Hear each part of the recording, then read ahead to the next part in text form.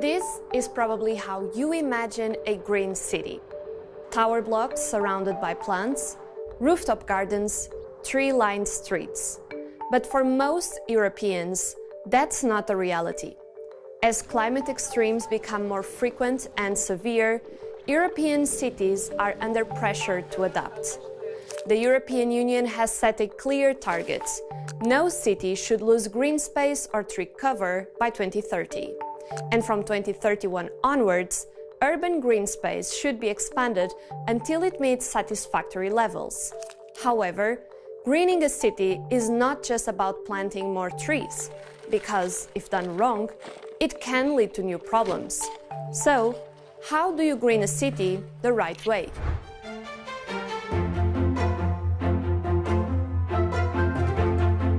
The World Health Organization recommends that everyone should live within 300 meters of a park or green area. In Europe, just fewer than half of city residents do. In fact, the only capital cities with more than 15% of their land occupied with green space are Stockholm, Athens, and Dublin. In Ljubljana, that's just 1%. But the map changes if you look only at trees. Ljubljana leads Europe in tree canopy coverage, followed by Vilnius and Zagreb. This means millions of Europeans are missing out on the benefits that green spaces offer. Parks, gardens, and trees are not only aesthetically pleasing, they can also lower temperatures, improve air quality, and absorb excess rainfall. Research shows that our mental well-being is closely linked to how well we handle heat stress.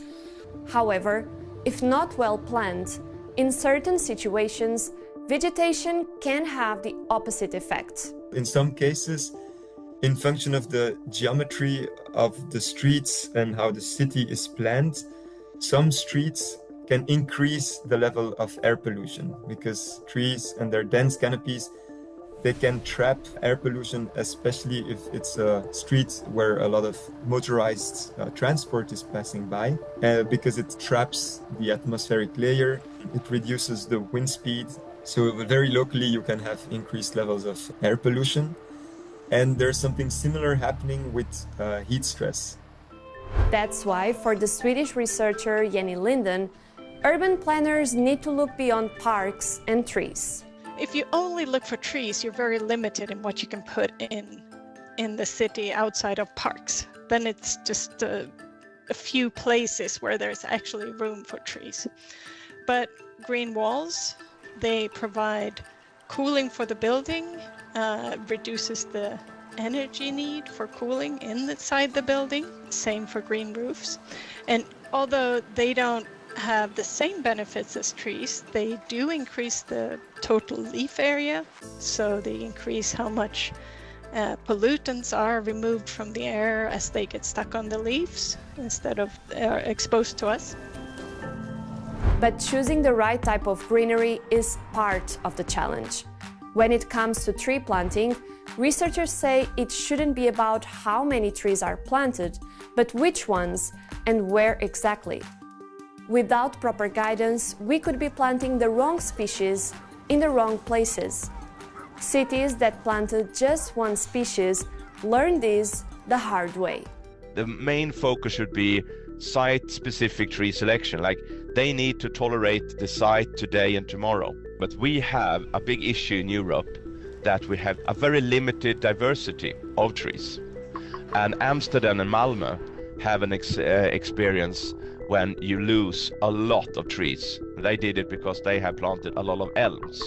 And then the Dutch elm disease came, and there are areas in Amsterdam and Malmö that lost all the trees. They have to start all over again.